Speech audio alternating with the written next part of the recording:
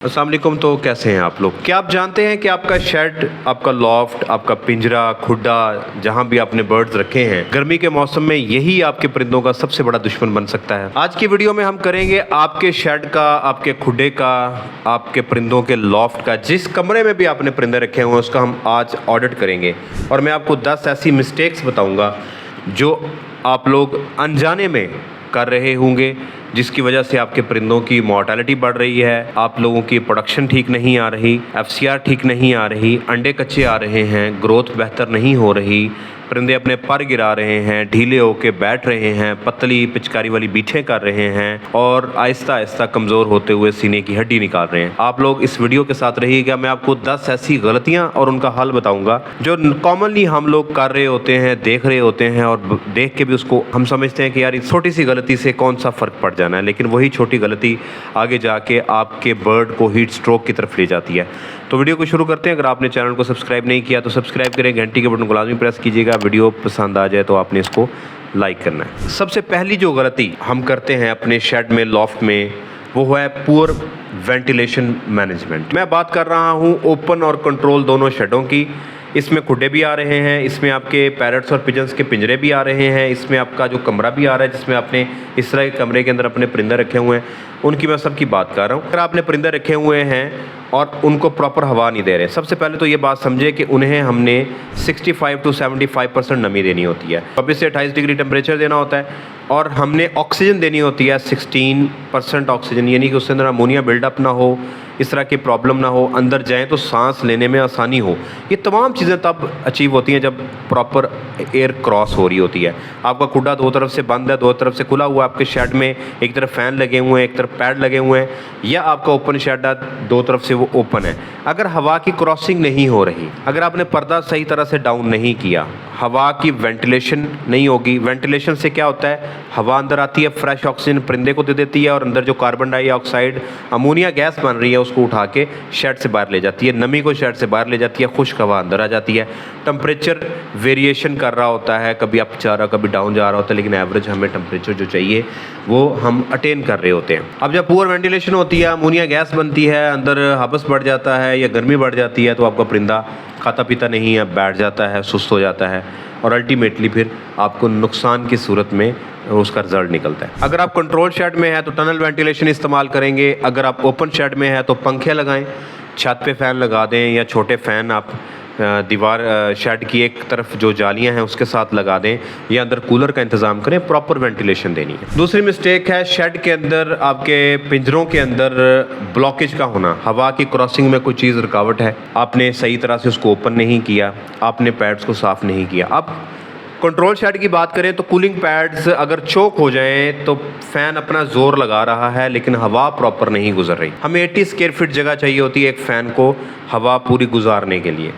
अगर वो जगह ही क्लोज है, उसमें वेंट प्रॉपर, कूलिंग पैड के वो ओपन नहीं है। इसी तरह अगर खुड्डा है, खुड्डा आपने ऐसी जगह रखा है जहाँ पे दीवार बिल्कुल पास है, अब एक खुला वो दोनों तरफ से है या चारों तरफ से है, लेकिन उसको आपने कोने में रखा हुआ है तो हवा के क्रॉसिंग की जगह नहीं है, आपने ब्लॉक किया हुआ है एयरवे को।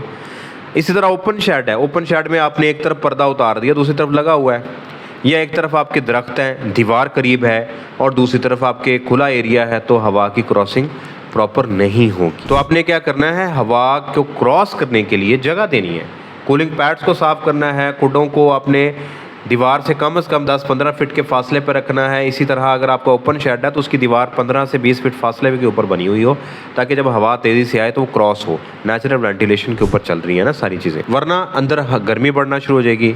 एक जगह पे ठंड होगी तो एक जगह पे गर्मी होगी, कहीं हबस कम होगा, कहीं हबस ज़्यादा होगा, अनइवन डिस्ट्रीब्यूशन होगी। आप देखेंगे शेड में परिंदे डिफरेंट जगहों पे इकट्ठे होना शुरू हो जाएंगे। तीसरा जो प्रॉब्लम है ओवर क्राउडिंग का, ये पाकिस्तान के अंदर इंतहाई मिसकंसेप्शन समझी जाती है कि आपका इतना शेड है तो इतना चूज़ा पालने पल ही जाएगा। ठीक है, देखें, ब्रॉयलर्स के लिए 0.75 स्क्वायर फीट जगह चाहिए होती है, और लेयर के लिए 1.25 से 1.5 स्क्वायर फीट जगह हमने देनी होती है। गोल्डन मिस्री में भी यही होती है। सिंपल सा फार्मूला है, आपके शेड की लंबाई है 100 फीट, चौड़ाई है उसकी 50, तो ये आ जाएगा 5000 स्क्वायर फीट। अगर आपने इसमें ब्रॉयलर डालना है तो 0.75 डालेंगे तो ये 6666 बर्ड का शेड बनेगा। ब्रॉयलर की बात करो, आप 6000 प्लेस करें, आपके परिंदे तंग ही नहीं होंगे, बेहतरीन माहौल में चलेंगे। इसी तरह अगर 5000 स्क्वायर फीट जगह है और आप उसमें 1.25 स्क्वायर फीट जगह देते हैं तो 4000 लेयर आ जाएगी, आप 3500 डाल लें। ओवर क्राउडिंग से अनइवन डिस्ट्रीब्यूशन ऑफ फीड होती है, आपका बर्ड फीड प्रॉपर नहीं खाता क्योंकि रश हो जाता है। जैसे फीड आप बर्तनों में डालते हैं, जो ज़्यादा ताकतवर परिंदे हैं, जो बुली करते हैं परिंदे, वो जल्दी फीड खा लेते हैं, छोटे परिंदे छोटे रह जाते हैं, साइजिंग नहीं आती, यूनिफॉर्मिटी नहीं रहती। आप पंखे आपने कम लगाए हैं, बर्ड आपने ज़्यादा रखे हुए हैं, तो फिर दोबारा हीट और हबस अंदर जमा होना शुरू हो जाएगा, अमोनिया जमा होना शुरू हो जाएंगी और आपके परिंदे का जो बेड़ा गर्क होना है वो शुरू हो जाएगा। तो क्या करना है आपने, जो डेंसिटी आपको बताई जा रही है, जिस तरह से आपने कैलकुलेशन मैंने आपको बताई, उससे थोड़े से 400 500 बर्ड आप कम डालें, आप कंफर्टेबल रहेंगे। क्योंकि जब आप 4000 बुक करते हैं तो थोड़ा सा बर्ड आपको एक्स्ट्रा भी आता है, तो आपने उसको भी नज़रअंदाज करना नहीं है। चौथा पॉइंट है कि आपकी जो छत है शेड की, उसको प्रॉपर इंसुलेट नहीं किया हुआ। ओपन शेड है तो उसके ऊपर लपाई सही नहीं है, बारिशों के बाद मिट्टी वहाँ से निकलती जा रही है और हीट शेड के अंदर आती है। कंट्रोल शेड है तो उसकी अगर कंक्रीट दीवार है तो उसमें थर्मोपोल होना चाहिए, इंसुलेशन होनी चाहिए ताकि हीट नीचे ना आए, क्योंकि सीमेंट की बनी हुई छत ये हीट को बहुत अब्जॉर्ब करती है और फिर ट्रांसफ़र करती है नीचे शेड की तरफ। लेकिन अगर आपने शेड के ऊपर इंसुलेशन नहीं है, आपने ऊपर सिर्फ मिट्टी फेंकवाई हुई है, तब भी वो इंसुलेशन का काम करेगी, क्योंकि जो मिट्टी है ये हीट को कम एब्जॉर्ब करती है सीमेंट के मुकाबले में। शेड के ऊपर वाइट कलर का पेंट करें। वाइट कलर का पेंट करने से वाइट रंग सबसे ज़्यादा सूरज की रोशनी को, उसकी हरारत को रिफ्लेक्ट करता है, वापस भेजता है, इसी वजह से हमें वो वाइट नज़र आता है। तो आप वाइट कलर का पेंट कर दें ताकि हीट कम से कम शेड के अंदर जाए। खुड्डा अगर आपने रखा हुआ है, उसकी लोहे की छत है, तो उसके ऊपर आप कम से कम इस तरह का मटेरियल डालें, इस तरह का मटेरियल प्लेस करें, या ऊपर उसके ग्रीन चादर जो हम आजकल गाड़ियों को धूप से बचाने के लिए डालते हैं, आप वो डाल दें। खुड्डे को शेड में रख दें, छाँव में दरख्तों के नीचे रख दें। अगर आपने छत के ऊपर बनाना है तो कोशिश करें या बम्बू की छत बनाएं या बिल्कुल कच्ची छत हो, उसके ऊपर मिट्टी हो। अगर आपने कंक्रीट की डाली है तो वाइट रंग का पेंट करें या उसके ऊपर मिट्टी वगैरह डाल दें ताकि इंसुलेशन रहे, तो हीट डायरेक्ट आएगी।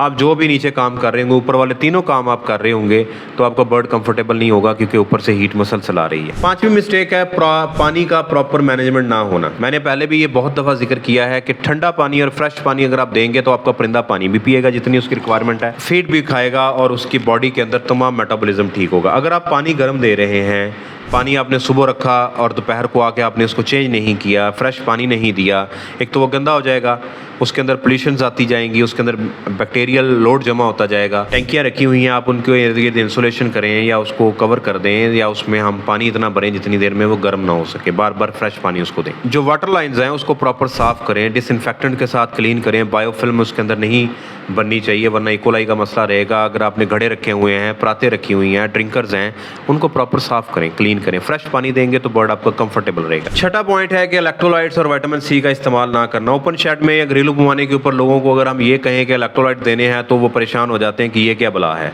विटामिन सी का नहीं पता होता। विटामिन सी के ऊपर मैंने ये वाली वीडियो, इलेक्ट्रोलाइट्स के ऊपर मैंने ये वाली वीडियो बनाई हुई है, आप जाके देख सकते हैं। ये आपने रेगुलर सुबह 11 बजे से लेकर शाम 5 बजे तक अपने परिंदों को इस्तेमाल करवाने हैं। ये तमाम चीज़ें आप दे रहे होंगे, साथ में आप तमाम मैनेजमेंट कर रहे होंगे, आपका परिंदा कूल रहेगा, ठंडा रहेगा। सातवां पॉइंट है कि लिटर मॉइस्चर को आप निगलेक्ट कर देते हैं। आप रात के टाइम खुड्डे के अंदर या ओपन शेड के अंदर आपने ड्रिंकर रखे, वो किसी वजह से परिंदों ने गिरा दिया नीचे, पानी से वो लिटर सारा गीला हो गया, बुरादा गीला हो गया या फर्श गीला हो गया, वहाँ पे कंट्रोल शेड में वाटर लाइन लीक है तो बुरादा वहाँ से फौरी निकलवाएं, खुश्क बुरादा वहाँ पे डालें। अगर परिंदे को लूज ड्रॉपिंग है तो आप उसकी प्रॉपर केयर करें, अमॉक्सिसिलिन का, लिंकोमाइसिन का या किसी एंटीबायोटिक का, प्रोबायोटिक्स का इस्तेमाल करें।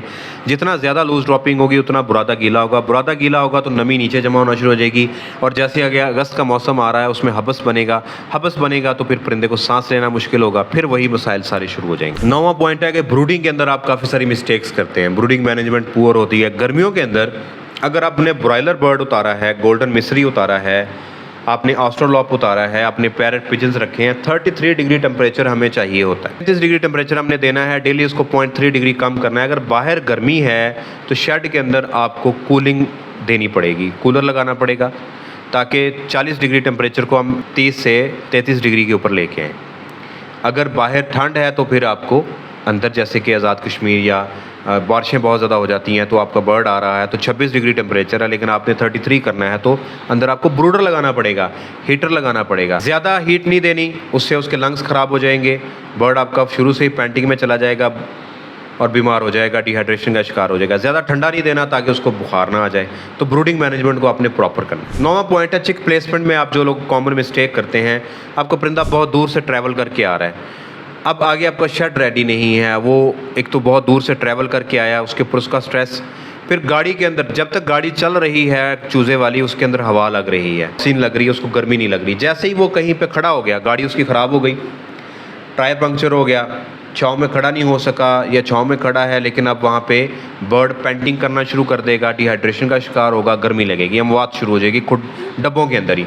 इसी तरह अगर आप आपके शेड में पहुँच गया लेकिन आपका शेड रेडी नहीं है, अचानक बारिश आ गई, अब आपको जल्दी से हीटर का मैनेजमेंट करना है, या अचानक धूप निकल आई, अब आपको अंदर कूलिंग का मैनेजमेंट करना है, कूलिंग सिस्टम का, तो सूरत हाल में आपका बर्ड लेट प्लेस होगा तो उसमें डिहाइड्रेशन हो सकती है, उसमें उसको ठंड लग सकती है, वो बीमार हो सकता है। इस सारी सूरत हाल में आपने अपने बर्ड को आते ही पहले पानी के अंदर ब्रूफिन, ORS और ये विटामैक्स जैसे इंजेक्शंस का इस्तेमाल करना है।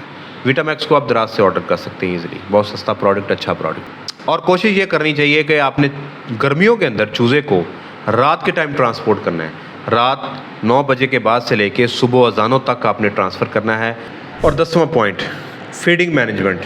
देखें, नाइट फीड पे शिफ्ट हो जाएं। गर्मियों के अंदर आप फीड ही रात के टाइम देना शुरू करें। कंट्रोल शेड में हमने बर्ड को हवा दी होती है, प्रॉपर दी होती है, लेकिन फिर भी हम कोशिश करते हैं कि उसको 4-5 बजे फीड दे दें ताकि वो 10-11 बजे तक खा ले, फिर शाम को 4-5 बजे फीड देते हैं ताकि वो 10-11 बजे तक खा ले, और फिर हम रात को 12-1 बजे फीड ऑफर करते हैं। घरेलू पैमाने के ऊपर ओपन शेड में भी आप नाइट फीडिंग पे शिफ्ट हो जाएं, दिन के टाइम फीड ना दें। अब जहाँ पे तो लाइटनिंग शेड्यूल फॉलो आप कर रहे हैं, कंट्रोल शेड है, लेकिन कंट्रोल शेड में भी आपको पता है रात को हमने लाइट बंद करनी है और दिन को हमने 16 घंटे की लाइट देनी है, उसमें भी आप सुबह और शाम फीडिंग दे सकते हैं। ओपन शेड के अंदर ये मुश्किल हो जाता है, लाइट 24 घंटे ऑन होती है, तो आप रात के टाइम फीडिंग करें, आप दिन के टाइम फीडिंग ना करें, नाइट फीडिंग पे शिफ्ट हो जाएं, ठंडे टाइम में फीड दें ताकि आपका परिंदा फीड खाए, ज़्यादा उसकी एनर्जी नहीं लगेगी, ज़्यादा उसको हीट नहीं लगेगी, वो कंफर्टेबल रहेगा। देखिए, ये देखने में छोटी छोटी मिस्टेक्स हैं जो आपके परिंदे को तंग करती हैं, लेकिन ये छोटी छोटी मिस्टेक्स जब जमा होती रहती हैं तो फिर ये बहुत बड़ा ब्लंडर पैदा कर देती हैं। आपने 4.5 महीने मेहनत की, अब आप अंडा लेने पे आ गए हैं, तो आपकी मैनेजमेंट ही ठीक नहीं है तो अंडा भी नहीं ठीक आएगा, आपकी बर्ड भी नहीं ठीक रहेगा। आपने 30 दिन मेहनत की, आखिरी दिनों में आपका ब्रॉयलर हाँपना शुरू हो गया है, लूज़ ड्रॉपिंग करना शुरू हो गया, उसको गर्मी लगनी शुरू हो गई, आपकी मैनेजमेंट ठीक नहीं है तो आपका वज़न गिरना शुरू हो जाएगा। इसी तरह गोल्डन मिस्री है, इसी तरह आपके पैरिस पिजन्स हैं, अगर वो प्रॉपर मैनेज नहीं करेंगे तो ब्रीडिंग नहीं देंगे। दोस्तों, ये वीडियो आपको कैसा लगा? लाइक के बटन को छू के मुझे बताएं। अगर आपने चैनल सब्सक्राइब नहीं किया तो सब्सक्राइब करें, घंटी के बटन को लाजमी प्रेस कीजिएगा। वीडियो पसंद आने पे आपने इसको लाइक करना है। लाइव मास्टर क्लास एनडी के ऊपर परचेज़ करना चाहते हैं तो इस नंबर के ऊपर रब्ता करेंगे। संडे को ये लाइव मास्टर क्लास होगी सुबह इंशाल्लाह 11 बजे, बशर्ते ज़िंदगी। और आप लोगों को, जिन लोगों ने ये परचेज़ की हुई या कोर्स परचेज़ किया हुआ है, उन लोगों को इसके पासवर्ड और इसका लिंक आ जाएगा। ठीक हो गया? तो अपनी दुआ में याद रखिएगा। अगली वीडियो तक के लिए अल्लाह हाफ़िज़।